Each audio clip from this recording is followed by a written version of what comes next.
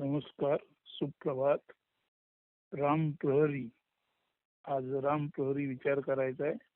जीवन मुक्ती म्हणजे जीवन जगत असताना मुक्तीचा अनुभव कसा घेता येतो. जीवन मुक्ती. जीवन मुक्ती. ठीक आहे. आता ऐका.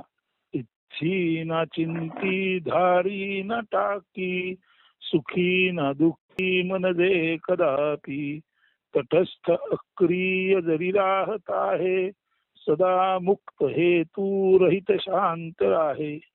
जे मन इच्छा धरत नाही आणि जे मन कुठल्याही गोष्टीची चिंता करत नाही. इच्छा धरत नाही, चिंता करत नाही. इच्छी ना चिंती धारी न टाकी. इच्छा करत नाही, चिंता धारण करत नाही.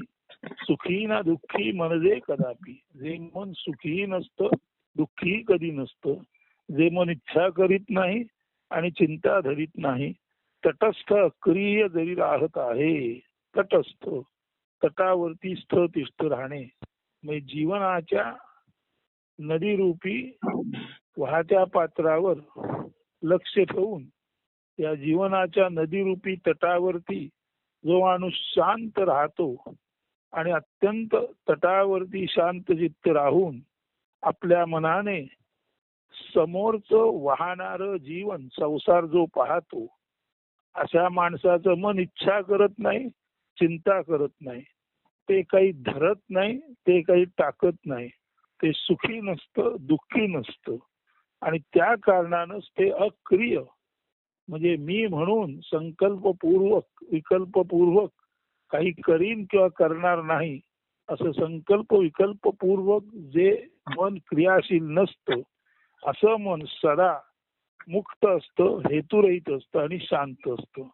म्हणजे सदा शांत, मुक्त असलेलं, हेतुरहित असलेलं, जीवनाच्या प्रवासाकडे तटस्थ साक्षीत्वाने पाहणारं असं मन जे काही इच्छा करत नाही, जे चिंतेला धारण करत नाही, ज्याला चिंता सतावत नाही, ज्याला इच्छेचा स्पर्श होत नाही, ज्याला सुख आणि दुःख याबाबत काहीच वाटत नाही, असं जे अक्रिय, असं जे स्वतःहून प्रोऍक्टिव्ह होऊन जे मन काम करत नाही, असं मन जिथे आहे तिथे जीवन मुक्ती असते. म्हणून नाही का, इच्छी ना चिंती धारी न टाकी, सुखी ना दुःखी मन दे कदापि, तटस्थ अक्रिय जरी राहत आहे, सदा मुक्त हेतू रहित शांत राहे. अष्टावक्र संहिता या पुस्तकाचा जगा वेगळे जगा वेगळे म्हणजे होलली डिफरंट वे ऑफ लिव्हिंग या नावाने प्रस्तुत लेखकाने नारायण पाटणकर रत्नागिरी अंतःकरण स्फूर्तीने स्वैर अनुवाद केला आहे. सदर पुस्तकात प्रकरण 9 जगाबद्दल उदासीनता निर्माण होऊन स्वचे ज्ञान होणे हीच मुक्ती. प्रकरण 9चं शीर्षक आहे जगाबद्दल उदासीनता. उत आसीना, उत म्हणजे वर, जगापासून थोडं उंचावर राहून जो आसनस्थ झालाय तो जगामध्ये आहे पण जगापासून उंचावर आहे. तुझा धर्मराजा जगात होता पण त्याचा रथ थोडा उंचावरून चालू होता. तसं जगात असून सुद्धा जगाच्या संदर्भात थोडा उच्च आसनावर बसल्या कारणाने स्वाभाविकच जगाबद्दल जो उत आसीन आहे म्हणजे जगापासून अंतर ठेवून जो राहतो असा जो असतो तो. म्हणून जगाबद्दल उदासीनता निर्माण होऊन स्वचे ज्ञान होणे हीच मुक्ती. जग आणि आपण याच्यामध्ये अंतर ठेवून केवळ स्वकडे पाहून स्वचे ज्ञान मिळवणं यालाच मुक्ती म्हणतात. म्हणून पुस्तकात या अष्टावक्र संहिता म्हणजे जगावेगळे जगावेगळे या पुस्तकात प्रकरण 9 मध्ये जगाबद्दल उदासीनता निर्माण होऊन स्वचे ज्ञान होणे हीच मुक्ती असं एक शीर्षक असलेलं प्रकरण आहे. प्रकरण क्रमांक आहे 9. त्यामध्ये एकूण 8 सूत्रे असून त्यापैकी क्रमांक 2च्या सूत्राचा मराठी अनुवाद देऊन हे प्रकरण किंवा रचना वाचकांसमोर येत आहे. तर प्रकरण 9 जगाबद्दल उदासीनता निर्माण होऊन स्वचे ज्ञान होणे हीच मुक्ती. त्यामधील एकूण 8 पैकी क्रमांक 2चे सूत्र ज्याचा अनुवाद वर आपण वाचून दाखवला, ते क्रमांक 2चं मूळ सूत्र पुढील प्रमाणे आहे. तदा मुक्ती यदा चित्तम न वांछति न शोचती. तेव्हाच मुक्ती मिळते जेव्हा यदा चित्तम, जेव्हा मन न वांछति न शोचती, जेव्हा मन इच्छा धरत नाही आणि शोचती म्हणजे चिंता करत नाही. तदा मुक्ती यदा चित्तम न वांछति न शोचती न मुंचति न गृह्णाति न रुष्यति न कुप्यती. न मुंचती म्हणजे टाकत नाही, न गृह्णती धारण करत नाही, न रुष्यती म्हणजे स्वाभाविकपणे ते आनंदी पण नसते, न कुप्यती आणि तेव्हा कोपही नसतो. जेव्हा मन इच्छा धरत नाही, चिंता करीत नाही, काही ग्रहण करत नाही, काही टाकत नाही, खास आनंदामध्ये नसते आणि खास रागामध्ये नसते, असं जेव्हा मन असतं तदा मुक्तीर यदा चित्तम, तेव्हाच मुक्ती असते. म्हणून तदा मुक्तीर यदा चित्तम न वांछति न शोचती न मुंचति न गृह्णाति न हृष्यति न कुप्यती. म्हणजेच तदा मुक्तीर यदा चित्तम, तेव्हा मुक्ती असते जेव्हा चित्त इच्छा करत नाही, चिंता करत नाही, न मुंचती न गृह्णाति काही टाकत नाही, काही धारण करत नाही, न हृष्यती खास आनंदी नसतं, न कुप्यती आणि कोप ज्याला कोप झाला असं कोपित पण नसतो, तेव्हाच मुक्ती असते. म्हणून तदा मुक्ती यदा चित्तम न वांछति न शोचती न मुंचति न गृह्णाति न हृष्यति न कुप्यती. याचाच अनुवाद सुरुवातीला दिला आहे. इच्छी ना चिंती धारी ना टाकी सुखी ना दुःखी मनजे कदापि तटस्थ क्रिय जरी राहत आहे सदा मुक्त हेतू रहित शांत आहे. अष्टावक्र संहिता प्रकरण 9 मधील एकूण 8 पैकी क्रमांक 2चं सूत्र याच्यामध्ये जीवनमुक्ती सांगितलेले आहे. तर आता हे सर्व करताना, जीवनातून मुक्ती मिळवताना आपल्याला कुठल्या कुठल्या गोष्टीवर लक्ष द्यावं लागेल त्या सर्व गोष्टी पाहू. प्रथम आहे एक कर्म म्हणजे मनाच्या इच्छा पूर्ण करण्यासाठी केलेले यशस्वी प्रयत्न. मनाच्या इच्छा पूर्ण करण्यासाठी आपण प्रयत्न करतो आणि ते प्रयत्न यशस्वी होऊन आपणाला त्याचा परिणाम म्हणून त्या कर्माचं फळ मिळतं किंवा त्याचं स्वाभाविक फल प्राप्त होतं तेव्हा कर्म म्हणतात. म्हणजे मनाच्या इच्छेच्या पूर्तीसाठी केलेले यशस्वी फलद्रूप कृती म्हणजे कर्म. कर्म म्हणजे मनाच्या इच्छा पूर्ण करण्यासाठी केलेले यशस्वी प्रयत्न, म्हणजे इच्छा पूर्तीसाठी केलेली यशस्वी कृती याचा अर्थ कर्म. 2 अकर्म म्हणजे इच्छा पूर्तीसाठी प्रयत्न करूनही इच्छापूर्ती न साध्य झालेले अयशस्वी प्रयत्न. कर्म म्हणजे इच्छेपोटी केलेले यशस्वी प्रयत्न. अकर्म म्हणजे इच्छेपोटी केलेले प्रयत्न परंतु ते यशस्वी न झाल्यामुळे इच्छा प्राप्ती होत नाही, अशा इच्छा प्राप्ती न होणाऱ्या अयशस्वी कृतीला कर्म म्हणतात.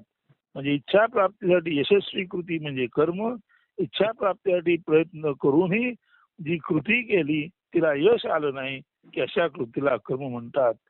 यशस्वी कृती इच्छा प्राप्तीसाठी म्हणजे कर्म आणि अयशस्वी कृती इच्छा प्राप्तीसाठी म्हणजे अकर्म. तर कर्म आता 3 कर्म म्हणजे इच्छापूर्ती साध्य झालेले व साध्य न झालेले प्रयत्न. आपल्याजवळ कर्म असतं, इच्छापूर्तीसाठी यशस्वी प्रयत्न केलेली कृती म्हणजे कर्म. आपल्याजवळ अकर्म असतं, इच्छा प्राप्तीसाठी केलेली कृती परंतु ती अयशस्वी झाली, याचा अर्थ आपल्याजवळ अकर्म आहे. म्हणून कर्म आणि अकर्म ही दोन्ही मिळून आपल्याजवळ कर्म आहे. म्हणजे इच्छापूर्ती साध्य झालेली कृती आणि इच्छापूर्ती साध्य न झालेली अयशस्वी कृती म्हणजे कर्माकर्म. म्हणजे कर्म अकर्म कर्माकर्म. आता 4थं प्रयत्नांचे कारण. माणूस प्रयत्न कशासाठी करतो? माणूस प्रयत्न त्यासाठी करतो कारण माणसाचे मन जगाशी लिप्त असते, संबद्ध असते, चिकटलेले असते. म्हणून कर्म अकर्म कर्माकर्म. याचं मूळ कारण काय? तर माणसाचं मन जगाशी संबद्ध असते, चिकटलेले असते, लिप्त असते. म्हणून प्रयत्नाचे कारण एकच आहे की मनाचा जगाशी असलेला निकटचा संबंध. मनाचा जगाशी असलेला निकटचा संबंध हे प्रयत्नांचं कारण आहे. आणि हे प्रयत्न इच्छापूर्तीसाठी जेव्हा केले जातात, यशस्वी होतात, तेव्हा त्याला कर्म म्हणतात. इच्छापूर्तीसाठी प्रयत्न करून सुद्धा ते अयशस्वी होतात, तेव्हा ते अकर्म होतं. आणि अशा अयशस्वी कृतीचं आणि अशा यशस्वी कृतीचं मिळून कर्म आणि अकर्म म्हणजे कर्माकर्माचं गाठोडं माणसाजवळ असतं. तर कर्म अकर्म कर्माकर्म प्रयत्नांचे कारण हे 4 टप्पे झाले. 5 प्रयत्न रहित तेव्हा असणे शक्य होते जेव्हा मन व जग त्याच्या व्यवहाराशी चिकटलेले लिप्त नसते. माणूस प्रयत्न कधी करत नाही जेव्हा मन जग व त्याच्या व्यवहाराशी चिकटलेले लिप्त नसते. प्रयत्नाचं कारण मन जगाशी आणि व्यवहाराशी चिकटलेलं आहे. त्या कारणाने इच्छा प्राप्तीसाठी यशस्वी प्रयत्न म्हणजे कर्म, अयशस्वी प्रयत्न म्हणजे अकर्म, यशस्वी आणि अयशस्वी दोन्ही कर्म म्हणून कर्माकर्म. आता जेव्हा प्रयत्न रहित राहणे शक्य होते म्हणजे मन जेव्हा जग व त्याच्या व्यवहाराशी चिकटत नाही तेव्हा मन व्यवहाराशी जगाच्या व्यवहाराशी लिप्त नसते, म्हणून ते प्रयत्न रहित राहू शकते. जेव्हा मन जग आणि त्याच्या व्यवहाराशी चिकटत नाही, आपल्याला जोडून घेत नाही, तेव्हा माणूस प्रयत्न रहित राहू शकतो.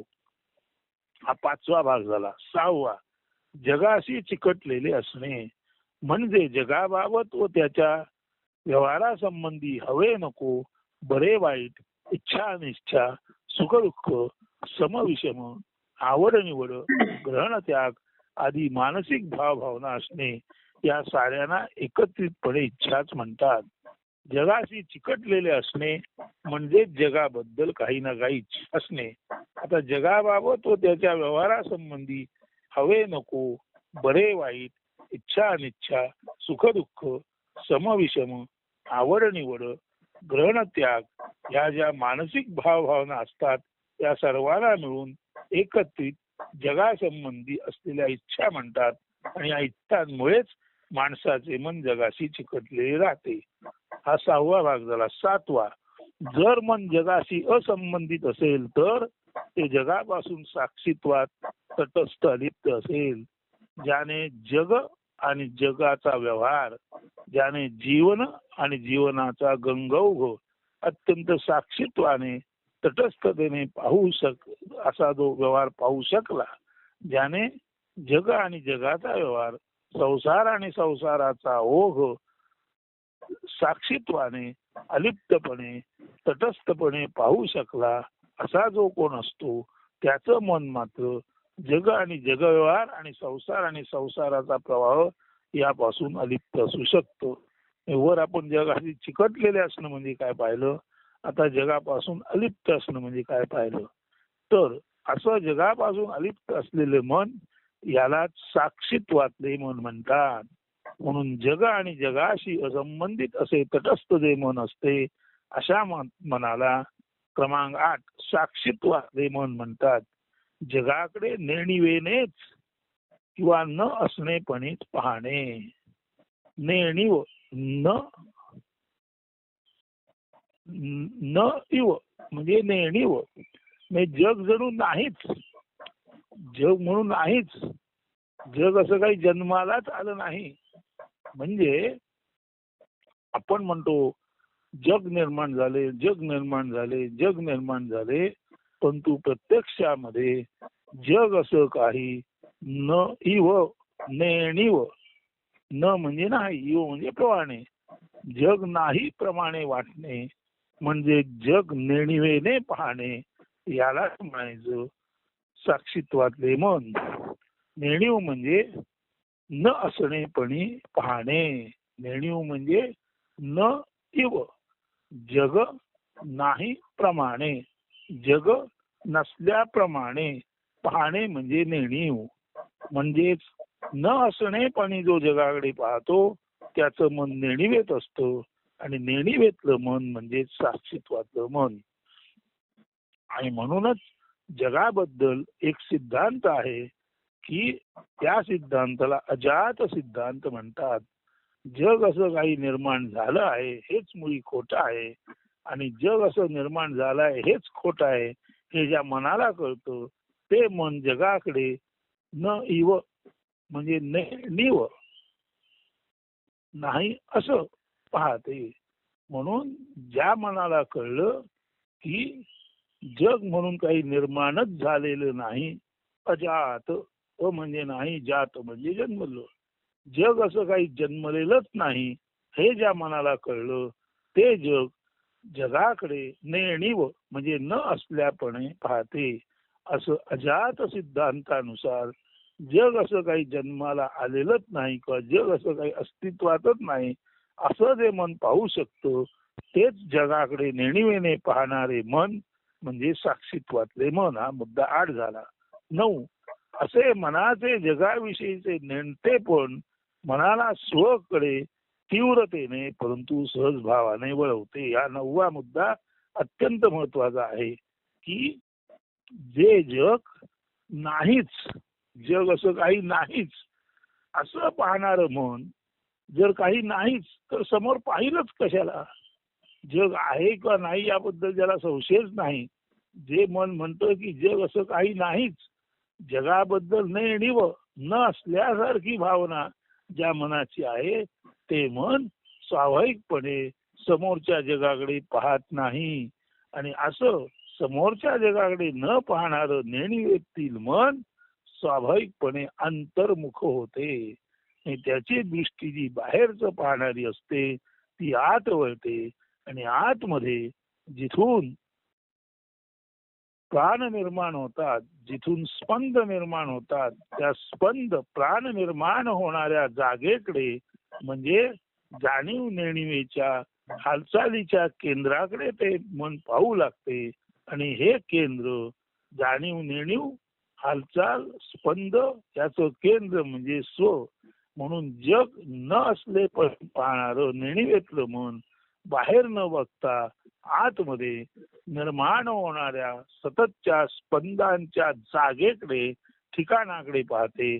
असे मन जगाविषयीचे नेणतेपण म्हणजे जग नाही असं मानणारं मन आतमध्ये जिथे पाहते त्याला स्वकडे पाहणे म्हणजे मुळाच्या जागी पाहणे. जिथून सर्व प्राणांच्या हालचाली होतात त्या संपूर्ण हालचाली जिथून जन्माला येतात, नव्हे मन नावाचा तरंग सुद्धा जिथून जन्माला येतो त्या तरंगाच्या मूळ गोष्टीकडे पाहणं म्हणजे मनाने जगाविषयी नाही असे समजून आत पाहणं. आणि अशा आत पाहणाऱ्या मनाला स्वाभाविकपणेच बाहेर न बघता स्वकडे आपल्या आत खोलवर असलेल्या अस्तित्वाच्या बिंदूकडे पाहणे शक्य होते. असं म्हणून अस्तित्वाच्या मूल बिंदूकडे पाहणारं मन जगाकडे न असल्यासारखं पाहतं. म्हणून स्वाभाविकपणे ते अस्तित्वाच्या मूलस्थानी म्हणजे स्वकडे तीव्रतेने पाहतो. म्हणजे परत लक्षात घ्या 9 मुद्द्यापर्यंत आपण इच्छा प्राप्तीसाठी केलेले यशस्वी प्रयत्न म्हणजे कर्म, अयशस्वी प्रयत्न म्हणजे अकर्म, यशस्वी आणि अयशस्वी प्रयत्न मिळून कर्माकर्म होतात. ही कर्माकर्म करण्याचं कारण मन जगाशी संबंधित असते. ज्याचं मन जगाशी संबंधित नाही ते मन स्वाभाविकपणे कुठलाही त्याचा प्रयत्न न करणारे शांत निवांत असते. हा 5वा मुद्दा. जगाशी चिकटलेले असणे म्हणजे जगाबाबत व त्याच्या व्यवहारासंबंधी हवे नको बरे वाईट इच्छा अनिच्छा सुख दुःख समविषम आवड निवड ग्रहण त्याग आदी मानसिक भावभावना असणे या साऱ्यांना एकत्रितपणे इच्छा म्हणतात. म्हणजे प्रयत्नरहित मन असतं त्याला इच्छा नसतात आणि जगाबद्दल ज्याला इच्छा असतात ते जग स्वाभाविकपणेच चिकटलेलं असतं. आणि इच्छारहित मन प्रयत्नरहित असतं म्हणजे जगापासून वेगळं असतं. हे 6 मुद्दे. जर मन जगाशी संबंधित असेल, जर मन जगाशी असंबंधित असेल म्हणजे इच्छा नसल्या कारणाने मन प्रयत्नरहित झाले तर मन जगाशी असंबंधित असते. आणि असे मन जगापासून दूर साक्षीत्वात तटस्थ लिप्त राहते. हा 7वा मुद्दा. असे साक्षीत्वातले मन जगाकडे नेणिवेने पाहते, म्हणजे जग नाहीच अशा भावाने, किंवा जग असं काही जन्माला आलं नाही अशा अजातवादाने पाहते. असं जे मन असतं ते जगाकडे न पाहणारं मन असतं.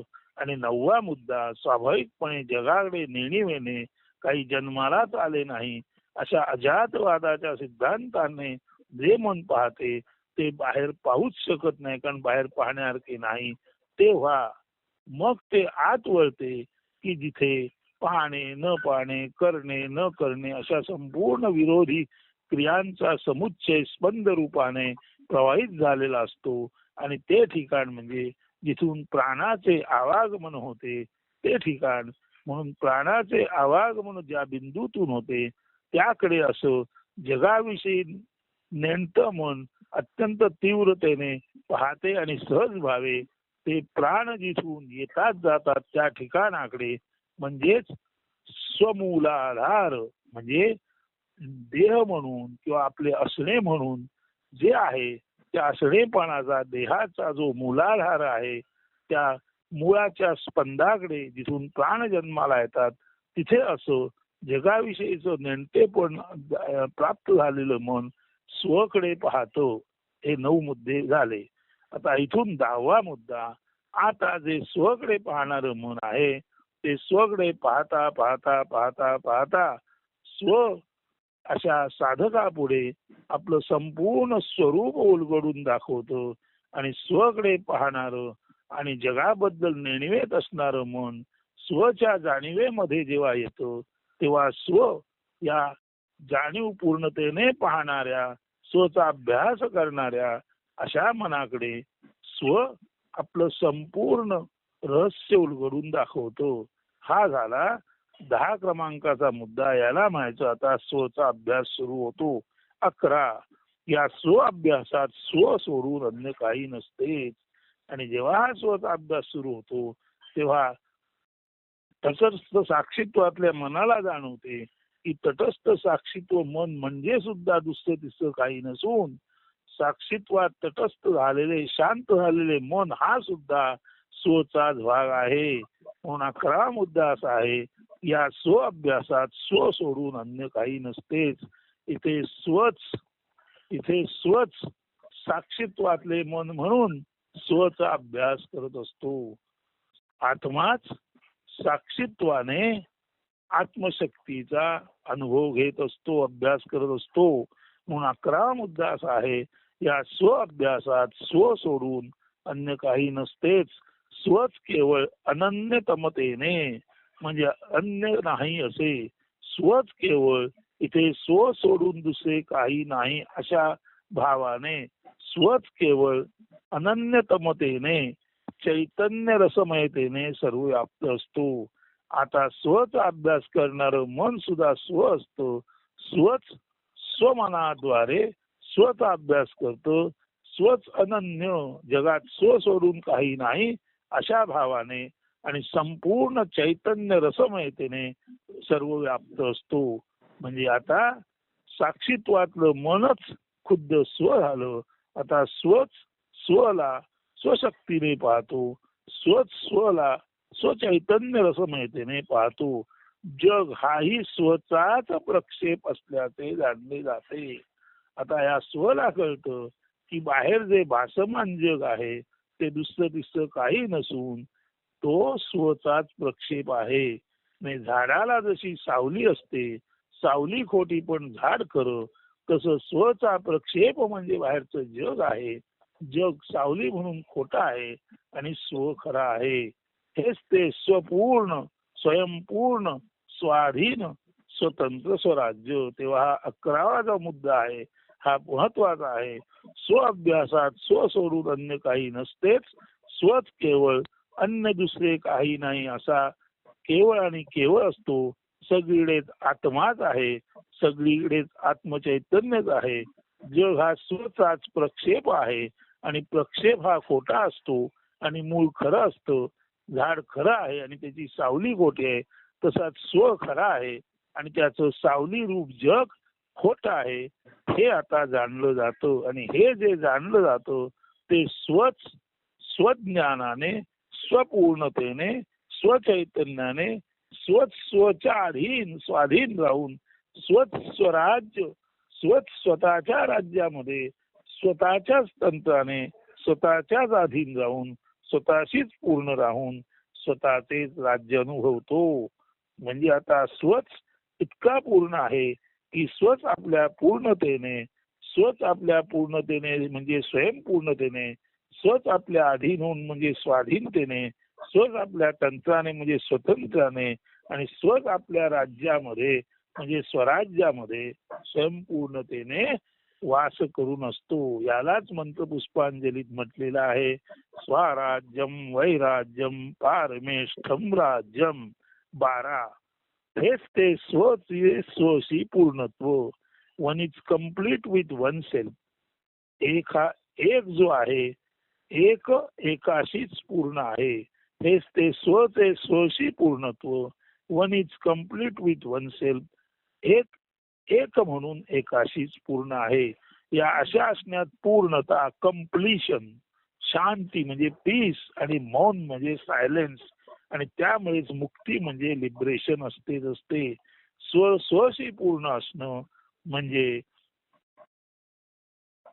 स्वशी पूर्ण असणं म्हणजे एक म्हणून एकम एव द्वितीयम नास्ती म्हणून पूर्ण असणं. म्हणून स्वशी पूर्ण असतो. आत्मा आत्म्याशी पूर्ण असतो. म्हणजेच आत्मा पूर्णता म्हणून कम्प्लिशन असतो. शांती म्हणून पीस असतो. मौन म्हणून सायलेन्स असतो. आणि त्यामुळेच मुक्ती म्हणून तो लिबरेशन होत असतो. म्हणून स्वशी पूर्णता म्हणून स्वशी पूर्ण असतो. स्व सोडून अन्य काही नसते. तेव्हाच पूर्णता म्हणजे कम्प्लिशन, शांती म्हणजे पीस, मौन म्हणजे सायलेन्स, आणि मुक्ती म्हणजे लिबरेशन. या सर्व गोष्टी स्वला स्वशी अनुभवता येतात. हेच ते बृहदारण्यक उपनिषदा म्हटले. हेच ते बृहदारण्यक उपनिषदामध्ये म्हटलेले आहे की पाहण्यायोगा, चिंतन करण्यायोगा, जाणण्यायोगा, असणेपणी असण्याजोगा आणि रममान होण्याजोगा जो कोण आहे तो केवळ आणि केवळ आत्मा आहे. मंतव्या, गंतव्या, चिंतव्या असा जो कोण आहे तो आत्माच आहे. अशा अर्थी जे बृहदारण्यकामध्ये म्हटलेलं आहे तेच ते हे. One is complete with one self म्हणजे स्वशीच स्वपूर्णतेने पूर्ण असतो. अशा पूर्णतेला कम्प्लिशन म्हणतात. त्या कम्प्लिशन मधून शांती म्हणजे पीस तयार होते. त्याच्यातूनच पूर्ण आहे आणि शांत आहे. त्या कारणाने त्याच्यातूनच मौन म्हणजे सायलेन्स जन्माला येतो, आणि त्याच्यातूनच मुक्ती म्हणजे लिबरेशनचा अनुभव येतो. हे झालं 12वं तत्व. 13 यालाच समाधी म्हणजे समत्वाचे किंवा स्वचे अधीन असते असे म्हणतात. स्वशी जेव्हा पूर्ण असतो तेव्हा स्वच्या अधीन असतो. स्वच्या अधीन असला की त्याच्याजवळ पूर्णता म्हणजे कम्प्लिशन, शांती म्हणजे पीस, मौन म्हणजे सायलेन्स, आणि लिबरेशन म्हणजे मुक्ती अनायसे नांदते. यालाच समाधी म्हणजे समत्वाचे किंवा स्वचे अधीन असणे असे म्हणतात. 13वा मुद्दा. जो या समाधीत असतो त्याला जगाचा उपसर्ग म्हणजे पीडा जाणवत नाही.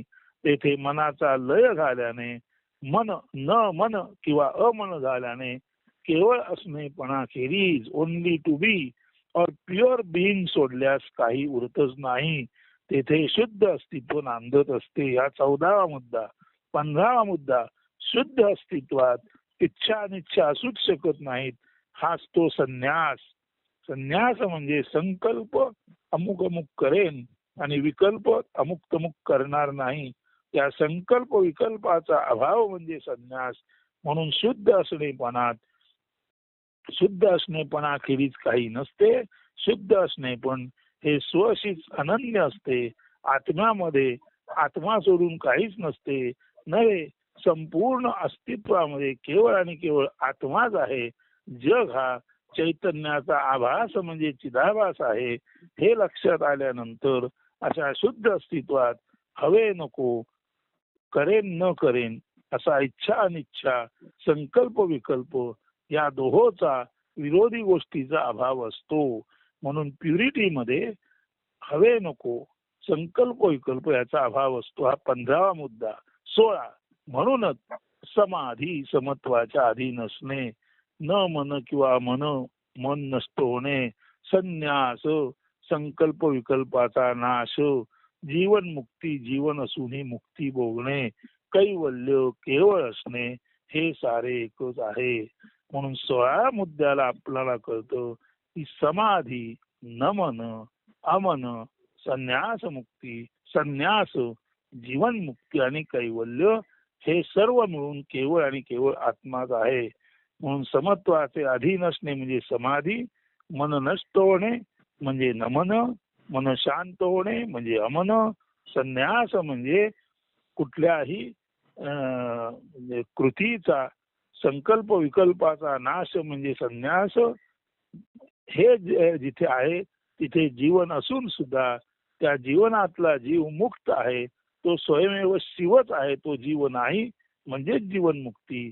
आणि असं जीवनात राहून जो जीव स्वतः शिवत्व, स्वतः आत्म म्हणून स्वतःला आत्मतत्व म्हणून पाहत असतो, जाणत असतो, तोच जीव स्वतःला शिव जो जाणतो तोच पूर्णता म्हणजे कम्प्लिशन, शांती म्हणजे पीस, मौन म्हणजे सायलेन्स आणि मुक्ती म्हणजे लिबरेशनचा बसल्या जागीच अनुभव घेत असतो.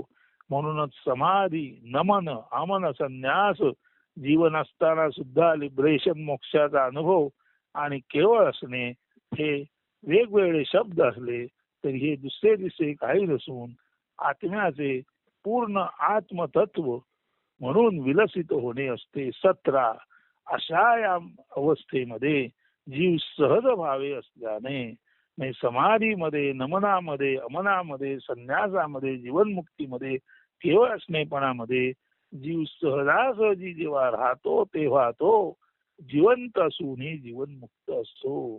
म्हणजे प्रवाहात असून सुद्धा तो कोरडा असतो, संसार रूपी चिखलात असून सुद्धा तो ज्याला चिखल लागत नाही असा निर्दोष असतो.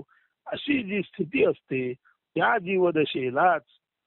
जीवदशेलाच पूर्णत्व, शून्यत्व, निर्गुण निराकारत्व आणि अव्यक्त ब्रह्मतत्व प्राप्त होते.